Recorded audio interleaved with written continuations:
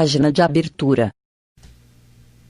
Do livro Vinha de Luz, psicografado por Francisco Cândido Xavier, pelo Espírito Emmanuel. Número da mensagem: 104. Título: Nos mesmos pratos. E ele, respondendo, disse: O que mete comigo a mão no prato, esse me há de trair. Mateus 26, 23. Toda ocorrência na missão de Jesus reveste-se de profunda expressão simbólica. Dificilmente o ataque de estranhos poderia provocar o calvário doloroso. Os juízes do Sinédrio, pessoalmente, não se achavam habilitados a movimentar o sinistro assunto, nem os acusadores gratuitos do Mestre poderiam, por si mesmos, efetuar o processo infamante. Reclamava-se alguém que fraquejasse e traísse a si mesmo. A ingratidão não é planta de campo contrário. O infrator mais temível em todas as boas obras é sempre o amigo transviado, o companheiro leviano e o irmão indiferente. Não obstante o respeito que devemos a Judas redimido, convém recordar a lição em favor do serviço de vigilância, não somente para os discípulos em aprendizado, a fim de que não fracassem, como também para os discípulos em testemunho, para que exemplifiquem com o Senhor, compreendendo, agindo e perdoando. Nas linhas do trabalho cristão, não é demais aguardar grandes lutas e grandes provas, considerando-se, porém, que as maiores angústias não procederão de círculos adversos, mas justamente da esfera mais íntima, quando a inquietação e a revolta, a leviandade e a imprevidência penetram o coração daqueles que mais amamos. De modo geral, a calúnia e o erro, a defecção e o fel não partem de nossos opositores declarados, mas sim daqueles que se alimentam conosco nos mesmos pratos da vida. Conserve-se cada discípulo plenamente informado com respeito a semelhante verdade, a fim de que saibamos imitar o Senhor nos grandes dias. Emmanuel. E agora, a palestra. Bom dia a todos. Hoje nós vamos conversar um pouco sobre o Livro dos Médiuns, a segunda parte do capítulo 4, que trata da teoria das manifestações físicas. Então a gente começa conversando sobre o fluido universal. Ele é o princípio da vida. Ele age sobre o espírito e suas manifestações. Este mesmo fluido constitui o perispírito, que é o nosso invólucro semimaterial. Quando encarnado, o perispírito estará unido à matéria e estará livre quando o espírito estiver na erraticidade. Estando encarnado, a substância da qual é formado o perispírito pode estar mais ou menos ligada ao corpo. A emanação desse fluido em alguns indivíduos constitui o médio de influências físicas. A emissão desses fluidos, porém, não é permanente. Então, nós vamos ter aí momentos em que esses fluidos serão emitidos de maneira mais efetiva e em outros momentos nós não iremos observar essa condição. Por exemplo, para atuar materialmente sobre um ponto distante, são necessários pensamento, a nossa vontade. E esse conjunto de referências vai atuar sobre os nossos músculos, que fará com que a gente consiga atingir aquele ponto ao qual estamos tendo a intenção. Isso nós estamos falando, né, do espírito encarnado. Então, nosso pensamento, a nossa vontade vai atuar sobre o perispírito, que irá atuar sobre a nossa musculatura e fará com que a gente consiga, então, atingir ao ponto que nós intentamos.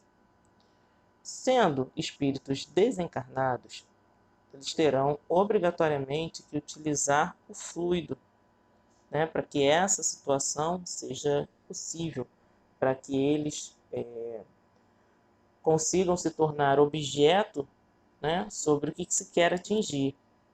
Então estarão aptos aí a impulsionar a sua vontade, a partir do momento que eles manipularem o fluido, para que esse fluido faça com que então esse espírito tenha condições de atuar sobre aquilo que se tem vontade. Quando nós observamos um objeto que é posto em movimento, nós podemos dizer que o espírito ele está encharcando, né, saturando esse objeto com seu fluido, combinado ao fluido do médium. Então, nós temos duas situações: o espírito desencarnado, que combina o seu fluido com o fluido do médium que está encarnado, para que um determinado objeto possa, então, ser colocado em movimento. O fluido vital que o espírito emite dá aquilo que podemos chamar de vida momentânea aos corpos inertes, uma vez que o perispírito é o mesmo fluido vital que observamos no espírito encarnado, que é aquele que dá vida ao corpo. E quando esse fluido é retirado, esse corpo morre.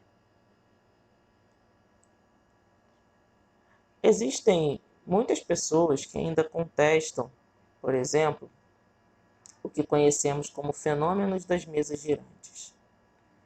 Eles entendem que esses fenômenos são contrários à lei de gravitação. Isso se dá pelo fato de ainda não se compreender uma determinada situação que decorre, na verdade, de uma lei que ainda não é conhecida. Então, nós não podemos afirmar que essa lei é falsa, né, por não conhecermos a fundo, por não termos a compreensão dessa lei. E aí nós esbarramos em algo que é de discussão muito comum em todos os estudos da doutrina. Estamos aí falando do orgulho. O orgulho que acaba sendo, na verdade, uma chaga, uma ferida em toda a humanidade. O orgulho, na verdade, ele acaba sendo a necessidade, né, que nós temos em alguns momentos de nos mostrar superiores, à criação de Deus. Essa postura vai fazer com que a gente esbarre aí na nossa ignorância, no nosso desconhecimento. Porque Deus entende que se nós ainda não temos as condições morais necessárias para ampliar o nosso conhecimento, muito embora nós tenhamos o desenvolvimento da inteligência visto de uma maneira mais efetiva, muitas revelações ainda não poderão ser dadas. Muito do conhecimento ainda não poderá ser ampliado, porque nós ainda não conseguimos entender a grandiosidade da sua criação e a necessidade de nos tornarmos criaturas menos orgulhosas. Ainda, infelizmente, nos encontramos na condição de espíritos imaturos, aqueles que, em lugar de buscar o estudo, de buscar o auxílio e de se unir em prol de adquirir conhecimento e adquirir maturidade, nós ainda sentimos a necessidade de combater de combater tudo aquilo que ainda não conhecemos, de combater tudo aquilo que julgamos ainda incompreensível à nossa realidade. Então, durante muito tempo, nós não conhecíamos as leis da gravidade, não conhecíamos a eletricidade, não conhecíamos muitas das coisas que hoje são aprendidas aí em todas as instituições acadêmicas. E isso nunca fez dessas leis, dessas situações, uma falácia, algo que não fosse real, que não fosse verdadeiro. Então, nós podemos observar que em todo o estudo que fazemos em torno da doutrina, nós recebemos um chamamento, um exercício muito importante, que é justamente o exercício da humildade. É aquele exercício onde nós colocamos em prática a nossa condição de seres em construção, né, de criaturas ainda a caminho, em busca do autoconhecimento, em busca de reconhecer as suas próprias necessidades, as suas próprias dificuldades, em busca de entender que é necessário que estejamos convivendo numa sociedade melhor e mais saudável, para que todos nós possamos aí retirar diante dos nossos olhos ainda o véu da ignorância que nos acompanha e continuar a marcha rumo ao nosso progresso individual, continuar essa marcha a passos firmes, que certamente irá nos fazer criaturas melhores, e assim nos tornando, teremos a capacidade de adquirir conhecimentos maiores e nos tornando pessoas mais humildes, faremos desse conhecimento uma rede de auxílio para que para que o nosso coletivo consiga superar as dificuldades que ainda existem no nosso planeta. Nós estamos vivendo uma situação de muita dificuldade, nós estamos vivendo uma realidade difícil diante dessa pandemia e nós só vamos conseguir superar, né, como nós temos lido aí em vários canais de divulgação, inclusive em relação ao que envolve a divulgação da doutrina espírita, nós só vamos conseguir superar essa pandemia de uma maneira mais consistente no momento em que nós entendermos que a primeira vacina que devemos tomar é a vacina do amor, é vacinar nossa alma, é permitir que essa lei divina, seja ela de uma maneira mais moral em relação ao Evangelho, seja ela de uma maneira mais científica em relação a alguns estudos, que ela possa entrar em nós de uma maneira natural, como é a lei de Deus, e que nós consigamos enxergar os nossos irmãos como criaturas iguais, como semelhantes, como aqueles que precisam de nós, assim como nós precisamos deles também. Então, que nós tenhamos aí a nossa mente aberta para que nós possamos receber os ensinamentos da doutrina junto aos ensinamentos que eles venham, né? Junto aos ensinamentos de filosofia, de religiosidade e de ciência, agregados e trazendo para nós valores que ainda nos são desconhecidos. Que nós possamos, meus irmãos, nos fazer criaturas melhores a cada dia e que nós consigamos superar as nossas próprias dificuldades e fazendo de nós criaturas melhores, teremos sim uma sociedade melhor, teremos um planeta muito melhor, com uma atmosfera psíquica infinitamente de mais qualidade. Fiquem todos com Deus, que Jesus abençoe a todos nós.